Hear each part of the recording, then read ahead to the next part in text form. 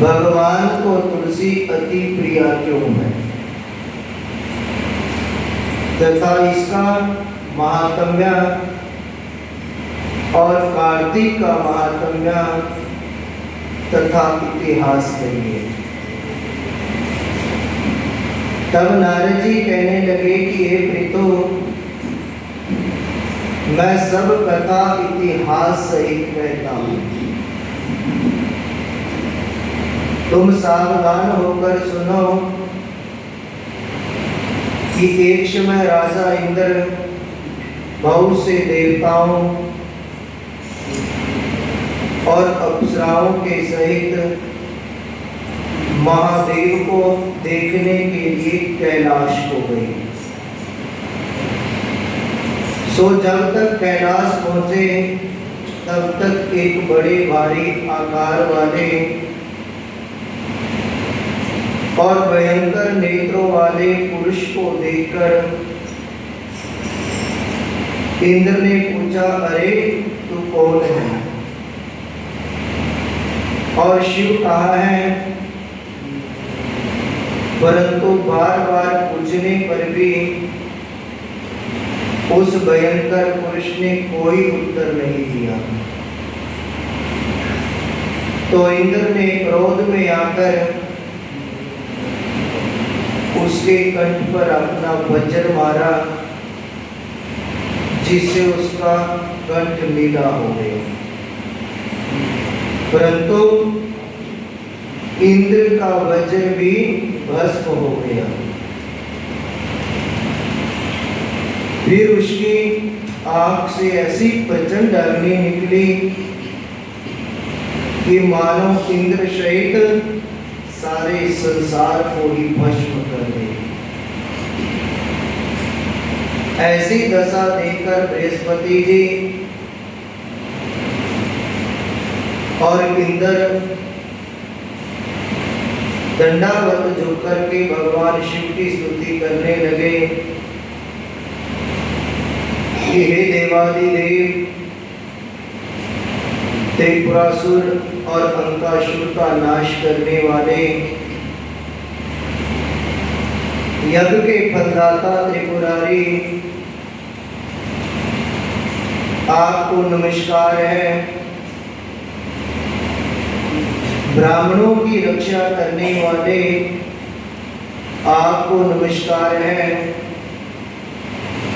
नारद जी कहने लगे कि हे राजा प्रीतो, इस प्रकार स्तुति सुनकर श्री महादेव जी त्रिलोक करने वाली अग्नि को शांत करते हुए कहने लगे कि वर मांगो। मैं आपकी स्तुति से अति प्रसन्न हूँ और मैंने इंद्र को जीवन दान दिया। इस कारण आज से तुम्हारा नाम जीव भी होगा। बृहस्पति कहने लगे कि यदि आप प्रसन्न हैं तो इंद्र की रक्षा कीजिए और संसार को दाह होने वाली जो अग्नि है, अग्नि जो आपके नेत्रों से उत्पन्न हो रही है, उसको भी शांत कीजिए। तब शिव कहने लगे कि नेत्र में से निकली वह अग्नि वापस कैसे जाए, इसीलिए अब इसको मैं दूर फेंक देता हूँ।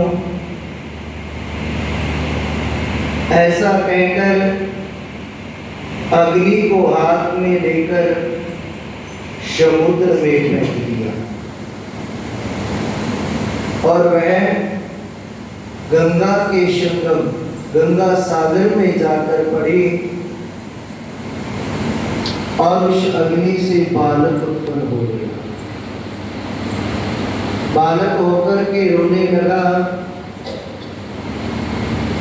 उसके रोने के शब्द से पृथ्वी कांपने लगी। सातों लोक बहरे हो गए। ऐसा आश्चर्य देखकर ब्रह्मा जी वहां पर आए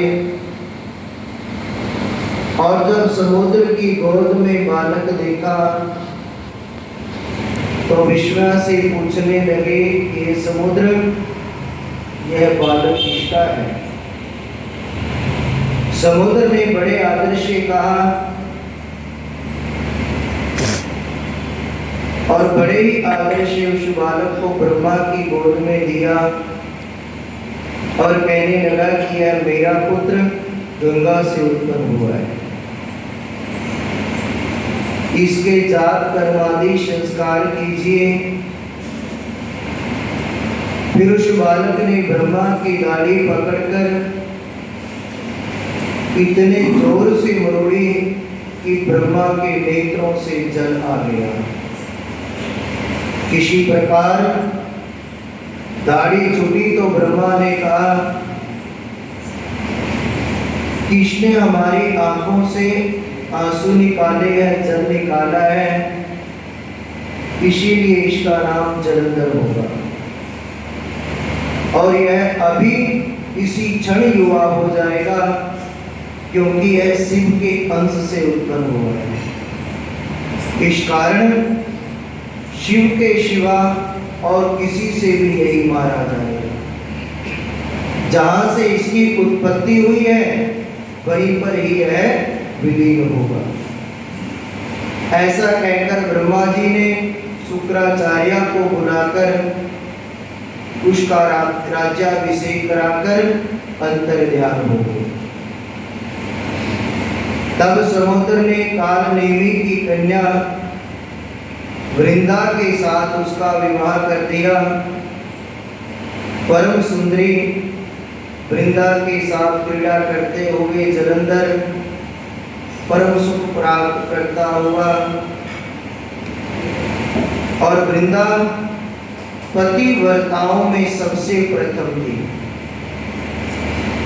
जब उसके पति आते तो उसके पैर धोती, हाथ धुलाती, जल पीने के लिए देती और आप ही पंखा जोड़ती। वह अपने पति को भगवान नारायण समझकर सदैव उसकी सेवा में लगी रहती।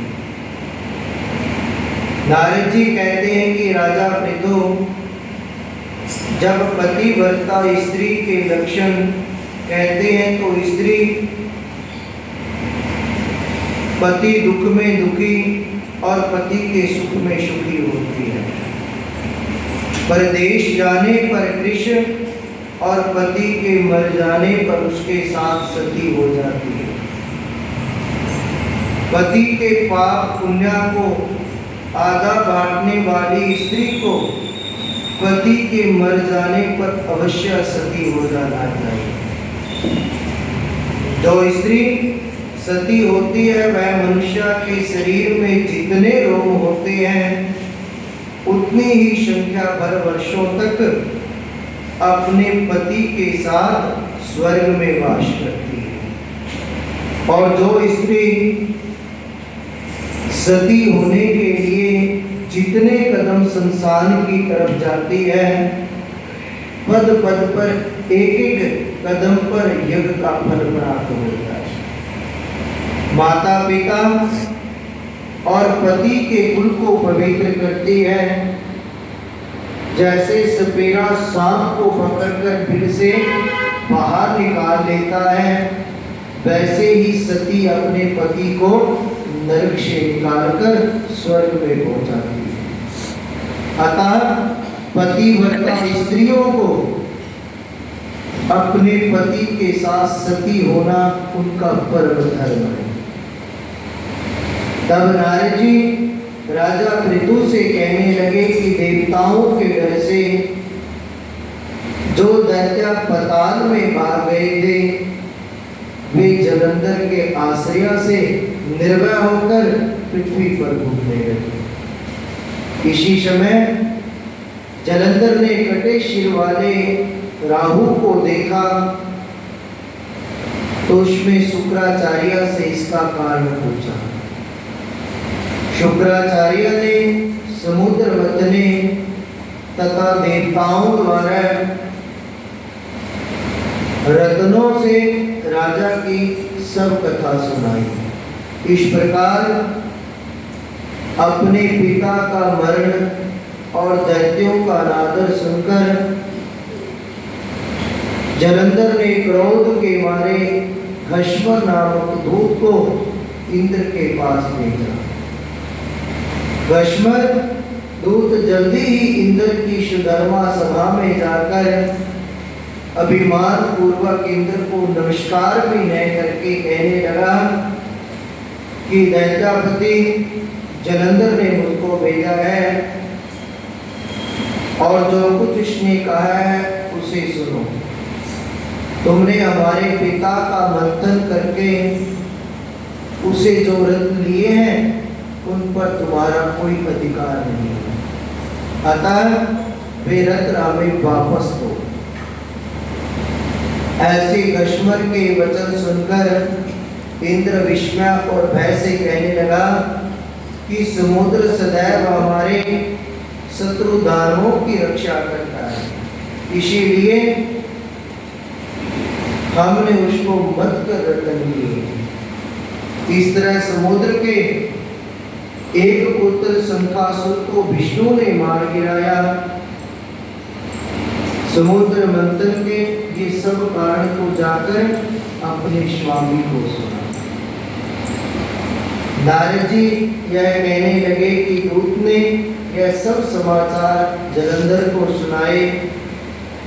तब जलंधर अति क्रोध करके देवताओं को जीतने का उपाय सोचने लगा। उसने सब दिशाओं तथा पाताल के दैत्यों को बुलाकर और शुंभ और निशुंभ आदि को अपना सेनापति बनाकर करोड़ों दैत्यों को इकट्ठा किया और स्वर्ग के नंदन वन में जाकर इंद्र की अमरावती पुरी को घेर लिया। जब देवता भी युद्ध के लिए बाहर निकले और अपने अस्त्र और शस्त्रों से देवताओं और दैत्यों का युद्ध होने लगा, वे सब एक दूसरे को मार मार कर गिराने लगे। सब तरफ हृदय बहने लगा। मरकर गिरे हुए हाथी घोड़े आदि से पृथ्वी शोभित हुई जैसे मेघों की घटाओं से संध्या होती। इस युद्ध में मरे हुए दैत्यों को शुक्राचार्य अपने अमृत संजीवनी विद्या द्वारा जिलाने लगे।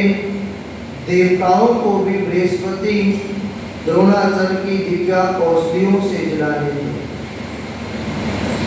उनके जीवित होने का कारण उसने गुरु शुक्राचार्य से पूछा, तो शुक्राचार्य ने द्रोणाचार्य पर्वत से बृहस्पति द्वारा दिव्या औषध वार्ता सुनाई। तब शुक्राचार्य ने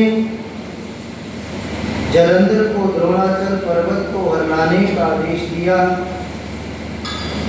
और दैत्य ने द्रोणाचार्य पर्वत को उठा करके भगवान कहते हैं कि समुद्र में फेंक दिया और फिर आकर के वह दोबारा से फिर संग्राम करने लगा। बोलिए सच्चिदानंद भगवान की